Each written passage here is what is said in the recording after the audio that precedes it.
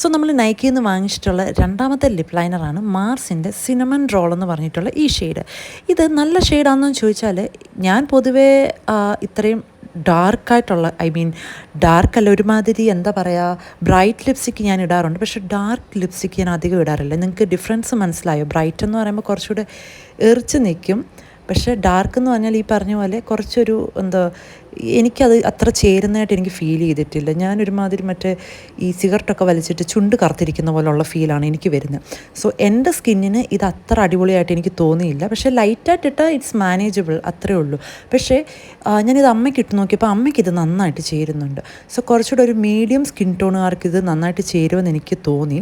എനിക്കെന്തായാലും അത്ര അടിപൊളിയായിട്ട് തോന്നിയില്ല എൻ്റെ സ്കിന്നിലിട്ടിട്ട്. അപ്പം ഞാൻ പിന്നെ വേറെ ഒരു 2 ഷെയ്ഡും കൂടെ മിക്സ് ചെയ്തിട്ട് ഇത് യൂസ് ചെയ്തപ്പം വലിയ കുഴപ്പമില്ലായിരുന്നു.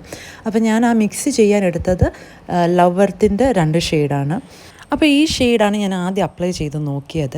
അതാണെങ്കിൽ ഹോളിഡേ കോഫി എന്നാണ് ഈ ഒരു ഷെയ്ഡിൻ്റെ പേര്. നല്ല ന്യൂഡ് ഷെയ്ഡെന്ന് വെച്ചാൽ ഒരുമാതിരി വാഷ് ഔട്ട് ആയിട്ട് നിൽക്കും. എനിക്ക് തോന്നിയത് ഒട്ടുമിക്ക എല്ലാ സ്കിൻ ടോണുകാർക്കും കുറച്ച് നല്ല രീതിയിൽ വാഷ് ഔട്ടായിട്ട് നിൽക്കും. പക്ഷേ നമുക്ക് മിക്സ് ചെയ്തിട്ട് ഇത് യൂസ് ചെയ്യാൻ പറ്റും. പിന്നെ അതും എനിക്ക് അത്ര അങ്ങോട്ട് ചേരുന്നില്ല എന്ന് തോന്നിയപ്പോഴാണ് ഞാൻ അടുത്ത ഷെയ്ഡ് ഇടുന്നത്. അതാണെങ്കിൽ സിട്രസ് കോസ്മോ എന്നാണ് ആ ഷെയ്ഡിൻ്റെ പേര്. അപ്പോൾ അതുകൂടെ ഇട്ടപ്പം വലിയ കുഴപ്പമില്ല. പിന്നെ വീഡിയോയിൽ കാണുന്നതിനേക്കാളും നേരിട്ടായിരുന്നു കുറച്ചുകൂടെ ഭംഗി. അപ്പം നേരിട്ട് നല്ല ഭംഗിയുണ്ടായിരുന്നു.